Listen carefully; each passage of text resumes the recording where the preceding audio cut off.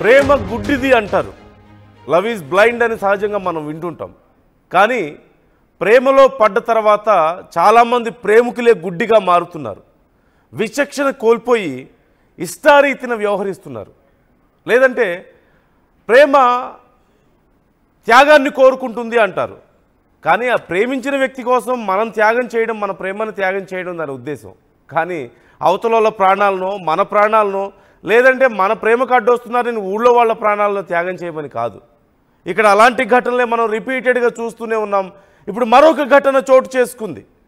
వావి వరుసలు లేకుండా, వయస్సు అంతరాలు లేకుండా, కనీసం బాధ్యత లేకుండా వ్యవహరించినటువంటి మరొక దారుణమైనటువంటి ఘటన వరంగల్ జిల్లా ఎనుమాముల్లో చోటు చేసుకుంది.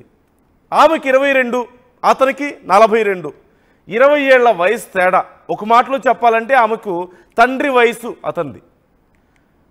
ఆ వయసు ఉన్నటువంటి వ్యక్తి, 42 ఏళ్ల వ్యక్తి 22 ఏళ్ల వయసున్న యువతితో ప్రేమలో పడ్డాడు. ఇంటర్ వరకు చదువుకొని ఇంట్లోనే ఉంటుంది గాయత్రి అనే యువతి. లారీ డ్రైవర్గా పనిచేస్తున్నాడు స్వామి. స్వామికి పెళ్ళై 2 కొడుకులు కూడా ఉన్నారు. అయితే ఆ యువతికి ఏవో మాయమాటలు చెప్పి స్వామి లోబరుచుకున్నట్లుగా తెలుస్తుంది. గతంలో పెద్దల సమక్షంలో దీనికి సంబంధించి పెద్ద పంచాయతీనే చేశారు. గాయత్రి పేరెంట్స్ ఈ విషయంలో పెద్ద గొడవ చేసినట్లుగా తెలుస్తుంది.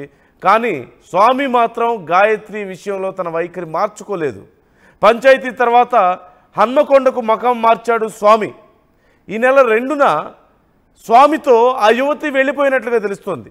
ఆ యువతికి మాయమాటలు చెప్పి స్వామి ఆ యువతిని తీసుకొని వెళ్ళిపోయినట్లుగా తెలుస్తుంది. ఇంట్లో నుంచి 10 తులాల బంగారం, నగదు కూడా తీసుకెళ్ళింది గాయత్రి. విజయవాడ, గుంటూరు నగరాల్లో తిరిగి వేములవాడలో ఆ యువతిని పెళ్లి చేసుకున్నాడు ఆ స్వామి. అన్నారం షరీఫ్లో అద్దె ఇంట్లో కాపురం పెట్టాడు. అయితే ఈ పెళ్లికి పెద్దలు ఒప్పుకోరని, ఇక ఏమీ చేయలేము, మనకి వేరే మార్గం లేదు అంటూ ఆ యువతిని రెచ్చగొట్టి చచ్చిపోదామంటూ మభ్యపెట్టినట్లుగా తెలుస్తోంది. ఈ నేపథ్యంలో ఆ ఇద్దరూ కూడా ఇక పెద్దలకు తెలిస్తే ఏమవుతుందో, ఊర్లో వాళ్ళకు దొరికితే మనల్ని ఏం చేస్తారో అనే భయంతో గడ్డి మందు తాగి ఆత్మహత్యకు పాల్పడినట్లుగా తెలుస్తోంది. స్పాట్లోనే స్వామి ప్రాణాలు కోల్పోతే ఎంజిఎం ఆసుపత్రిలో చికిత్స పొందుతూ యువతి మృతి చెందింది. చూస్తున్నాంగా, ప్రేమ గుడ్డిది అనడం కంటే కూడా గుడ్డి వాళ్ళని చేస్తుంది అనడానికి ఇది ఒక ఉదాహరణ. ప్రేమ త్యాగాన్ని కోరుకుంటుంది అంటే ప్రాణం ఇవ్వడమో ప్రాణం తీయడమో త్యాగంగా భావిస్తున్నటువంటి మూర్ఖుల్ని మనం చూస్తున్నాం. ఇప్పుడు అలాంటి ఒక ఘటన చోటు చేసుకుంది. పెళ్ళైన వ్యక్తి 42 ఏళ్ల వయసు, 2 పిల్లలు కూడా ఉన్నారు. మరోవైపు గాయత్రి అనే యువతి 22 ఏళ్ల వయసు. వాళ్ళిద్దరికీ 20 ఏళ్ల తేడా వయసు ఉంది. అంటే తండ్రి వయసు అతనిది. పెళ్ళయి 2 పిల్లలు ఉన్నటువంటి వ్యక్తి ఇంటర్ చదువుకొని ఇంట్లో ఖాళీగా ఉన్న యువతితో ప్రేమలో పడ్డాడు. ఈ విషయం ఊర్లో తెలిసింది. యువతి పేరెంట్స్ పెద్ద పంచాయతీ పెట్టారు, వార్నింగ్ ఇచ్చారు. అతను వేరే చోటికి మకాం కూడా మార్చాడు. ఫ్యామిలీ అందరూ ఇంట్లో గొడవ చేస్తుంటే ఫ్యామిలీని తీసుకుని వేరే ఊరికి వెళ్ళిపోయాడు. అయినా సరే ఆ ప్రేమ అతన్ని ప్రశాంతంగా ఉండనివ్వలేదు. 24 గంటలు ఆ యువతే గుర్తొస్తుంది. ఏం చేయాలో అర్థం కాక మళ్ళీ ఆ యువతి దగ్గరికి వచ్చి, మనం పెళ్లి చేసుకుందాం, ఈ పెద్దలు మన ప్రేమను అర్థం చేసుకోలేకపోతున్నారు, మనం పారిపోదామని చెప్పి యువతను రెచ్చగొట్టి యువతను తీసుకొని పారిపోయాడు. యువత కూడా 10 తులాల బంగారం, ఇంట్లో నుంచి డబ్బులు తీసుకొని వెళ్ళిపోయినట్లుగా తెలుస్తుంది. ఇద్దరు వెళ్ళారు, వేరే ప్రాంతానికి వెళ్ళారు, గుళ్ళో పెళ్లి చేసుకున్నారు, ఒక అద్దె ఇల్లు తీసుకున్నారు. కొన్ని రోజులు బాగానే ఉన్నారు. ఆ తర్వాత ఏమవుతుంది?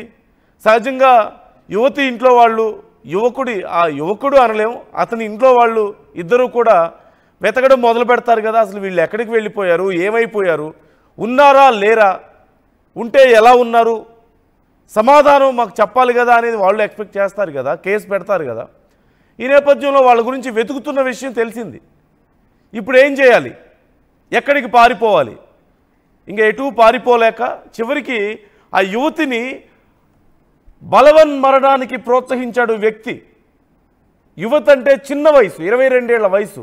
42 ఏళ్ల వయసుండి లారీ డ్రైవర్గా పనిచేస్తూ బయట ప్రపంచం గురించి తెలిసి పెళ్ళయ్యి 2 పిల్లలు ఉన్నటువంటి మధ్య వయస్కుడు బుద్ధి లేకుండా ఆ యువతిని బలవన్మరణానికి ప్రోత్సహించి చివరికి గడ్డి మందు తాగి ప్రాణాలు తీసుకునే స్థాయికి ఆ యువతిని రెచ్చగొట్టాడు. ఇద్దరు ఆ గడ్డి మందు తాగారు. అతనేమో ప్రాణాలు కోల్పోయాడు. వెంటనే ఆ యువతి ఇప్పుడు ఎంజిఎం ఆసుపత్రిలో చికిత్స పొందుతుంది. ఇది పరిస్థితి. వెంకటరత్నం ఉన్నారు మా ప్రతినిధి, ఒకసారి డీటెయిల్స్ తెలుసుకుందాం ప్రస్తుతం ఏం జరుగుతుందో. వెంకటరత్నం, ప్రస్తుతం పరిస్థితి ఏంటి? స్టోరీ ఇప్పుడు వరకు నేను చెప్పాను స్టోరీ ఇంతేనా, ఇంకా ఏమైనా ట్విస్టులు ఉన్నాయా ఇందులో? అలాగే ప్రస్తుతం మరి అతని ఇంట్లో కానీ యువతి ఇంట్లో కానీ పరిస్థితి ఏంటి, అసలు ఏమంటున్నారు? ఆ యువతికి ఎలా ఉంది? ఇప్పుడు హాస్పిటల్లో ఉన్నట్లుగా తెలుస్తుంది. నిన్న హాస్పిటల్లో చికిత్స పొందుతూ చనిపోయింది. దీనికి సంబంధించి చివరి టైంలో కూడా నాన్న నన్ను బతికించు అని చెప్పి ఇక్కడ వాళ్ళ నాన్నను కుటుంబ సభ్యుల్ని వేడుకోవడం కూడా అందరినీ కన్నీళ్లు పెట్టించినటువంటి పరిస్థితి. అంటే ఒక అమాయకత్వమా లేకపోతే అర్థం కాని మనస్తత్వమా అనేది ఏం అర్థం కావట్లేదు.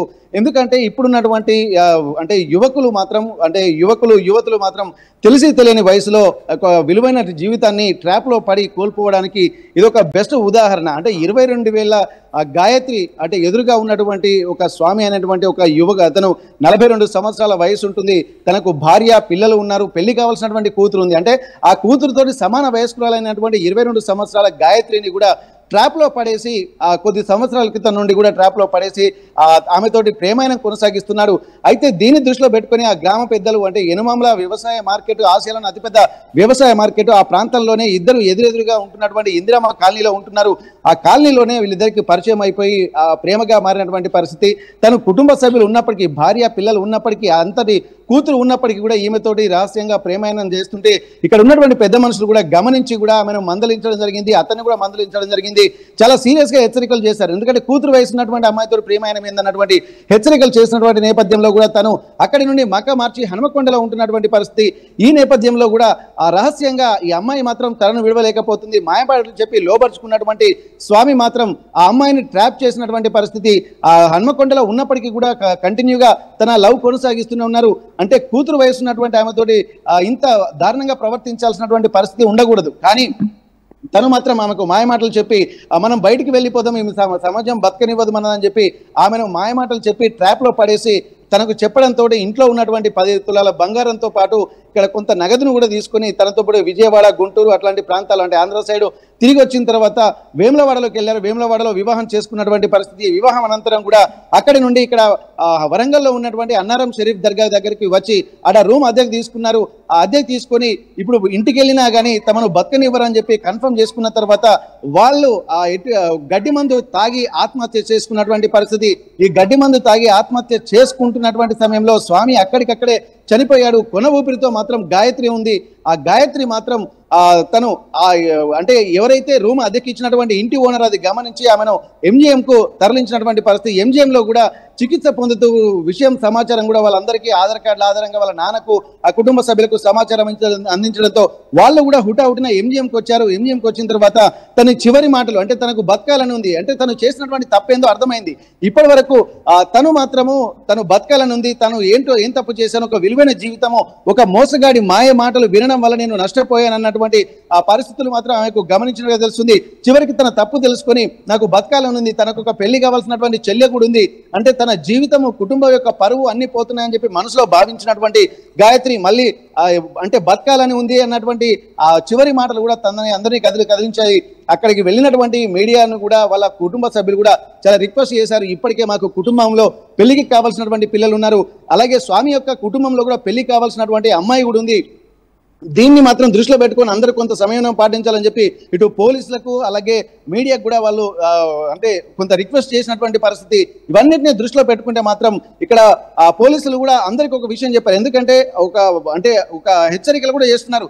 మాయ మాటలు నమ్మి ఎవరి ప్లేస్లో పడితే వాళ్ళకి నమ్మకూడదు, ఎవరిని పడితే నమ్మి వాళ్ళ ట్రాప్లో పడకూడదు అని చెప్పి ఎప్పటి నుంచో అందరూ చెప్తున్నారు. కానీ ఒక వయసులో ఉన్నటువంటి వాళ్ళు ఒక కామంతో లేకపోతే అజ్ఞానంతో వెళ్ళి వాళ్ళ ట్రాప్లో పడి ఇట్లాంటి పరిస్థితులకు దారితీసి విలువైన జీవితాన్ని, కుటుంబం యొక్క పరువు ప్రతిష్టల్ని కూడా దెబ్బతీస్తున్నటువంటి పరిస్థితి కనిపిస్తుంది. ఇవన్నిటిని దృష్టిలో పెట్టుకుంటే ఇక్కడ గమనించాల్సింది 22 ఏళ్ల యువతి ఇంటర్ చదివి మధ్యలోనే మానేసి ఇంటి దగ్గరే ఉంటుంది కాబట్టి ఖాళీగా ఉండడంతో ఒక అంటే అసందిగ్ధమైనటువంటి ఆలోచనలు కూడా వచ్చి తమ విలువైనటువంటి జీవితాన్ని నాశనం చేసుకున్నటువంటి ఉదంతం కూడా ఇక్కడ జరిగింది. దీన్ని బట్టి చూస్తే ఏంటంటే కుటుంబ సభ్యులు కూడా పిల్లల్ని కూడా గమనించాల్సినటువంటి అవసరం ఉంటుంది. ఇవన్నిటిని దృష్టిలో పెట్టుకుని కూడా సమాజంలో ఒక పరువుగా బతికేటువంటి తమ కుటుంబము మళ్ళీ ఇంకా ఎట్లా ఉంటుందో, కుటుంబంలో పెళ్లి కావాల్సినటువంటి పిల్లలు కూడా ఉంటారు కాబట్టి వాళ్ళందరినీ దృష్టిలో పెట్టుకుని పెద్దవాళ్ళు కూడా సమయం పాటించాల్సినటువంటి అవసరాన్ని కూడా ఈ సంఘటన గుర్తు చేస్తుంది. నందు right thank you Venkataratnam. So మరొక ఎగ్జాంపుల్ మనం చూస్తున్నాం. ప్రేమ గుడ్డిది కాదు, అది మనల్ని గుడ్డి వాళ్ళని చేస్తే చివరికి మన జీవితం ఎలా అంధకారంలోకి వెళ్తుందో ఇది ఒక ఎగ్జాంపుల్గా మనం చూడొచ్చు. ప్రేమ త్యాగాన్ని కోరుకుంటుంది అంటుంటారు, కానీ ప్రాణాలను అర్పించే త్యాగం కాదది, ప్రాణాలను తీసే త్యాగం కాదది. అవసరమైతే అవతలి వాళ్ళ మనం ప్రేమించిన వాళ్ళ సుఖం కోసం మన ప్రేమను త్యాగం చేయడమే తప్ప మన ప్రాణాలనో వాళ్ళ ప్రాణాలనో లేదంటే ఇది కాదంటున్నారని చెప్పి ఊళ్ళో వాళ్ళ ప్రాణాలను త్యాగం చేయమని కాదు అర్థం. వావి వరుసలు మర్చిపోయి సామాజిక బాధ్యత లేకుండా, కుటుంబ విలువలు లేకుండా, కనీస జ్ఞానం లేకుండా ఇష్టం వచ్చినట్లు వ్యవహరించేది ప్రేమ కాదు. ఇంకేదైనా పేరు పెట్టాలి దానికి, విచ్చలవిడితనమనో కామో ఇంకేదైనా పేరు పెట్టాలి. కళ్ళు మూసుకుపోయి వ్యవహరిస్తున్నటువంటి తీరు అనేక ఘటనలు మనం చూస్తున్నాం ఇలాంటివి. ఇక్కడ ఇదే ఎగ్జాంపుల్గా తీసుకుందాం. 42 ఏళ్ల వయసున్న వ్యక్తి 22 ఏళ్ల వయసున్న యువతిని ప్రేమించడం తప్పు కాదు, కానీ అతనికి అప్పటికే పెళ్ళయి 2 పిల్లలు ఉన్నారు. అతన్నే నమ్ముకున్న భార్య ఉంది, అతనికి పుట్టినటువంటి 2 పిల్లలు, వాళ్ళ భవిష్యత్తు ఆధారపడి ఉంది. అది ఎందుకు మర్చిపోయాడు? ఇక్కడ యువతి పరిస్థితి కూడా అంతే కదా. అతనికి పెళ్ళైన విషయం, భార్య ఉన్న విషయం, 2 పిల్లలు ఉన్న విషయం తెలీదా? తెలుసు. మరి ఎందుకు ఈ విచ్చలవిడితనం? చివరికి ఏమైంది? ఏం జరిగింది? వాళ్ళిద్దరి ప్రాణాలు పోగొట్టుకున్నారు. ఆ యువతి కూడా చికిత్స పొందుతూ మృతి చెందింది. ఇక్కడే కాదు, ఈ మధ్యకాలంలో యూపీ, బీహార్ సైడ్ కొన్ని ప్రాంతాల నుంచి మనం కొన్ని వార్తలు చూసాం. అల్లుళ్లతో అత్తలు రిలేషన్స్ పెట్టుకొని వాళ్ళతో పెళ్లి చేసుకోవడాలు, వాళ్ళతో పారిపోవడాలు లాంటి ఘటనలు కూడా కొన్ని చోటు చేసుకున్నాయి. ఈ మధ్య వార్తలు చాలా చూసాం మనం. అనైతికమైనటువంటి, అసాంఘికమైనటువంటి వ్యవహార శైలి. ప్రేమ అనే పేరుతో ఖచ్చితంగా తప్పే. ప్రేమించడం తప్పు కాదు, కానీ వావి వరుసలు మర్చిపోయి, మంచి చెడు మర్చిపోయి, విచక్షణ కోల్పోయి, సామాజిక బాధ్యత లేకుండా, ఫ్యామిలీలో ఉన్నటువంటి మన మీద ఆధారపడ్డ వాళ్ళ మీద కనీసం బాధ్యత లేకుండా వ్యవహరించడం మాత్రం ఖచ్చితంగా తప్పే. అది ప్రేమ కాదు, మూర్ఖత్వం, ఇంకేదైనా అనాలి, దాన్ని రాక్షసత్వం అనాలేమో. ఖచ్చితంగా తప్పే. చూస్తున్న మీరు మీ అభిప్రాయాన్ని కూడా తెలియజేయండి. జరిగినటువంటి ఈ మొత్తం స్టోరీలో ఎవరిది తప్పు? ఇలాంటివి అనేకం మనం చూస్తూనే ఉన్నాం. ఇలాంటివి ఎందుకు జరుగుతున్నాయి? ఎవరిది తప్పు? ఏం చేయాల్సిన అవసరం ఉంది ఇలాంటి విషయాల్లో? మీరు కూడా మీ కామెంట్ని తెలియజేయండి. ఆర్టీవీతో మీ అభిప్రాయాన్ని షేర్ చేసుకోండి.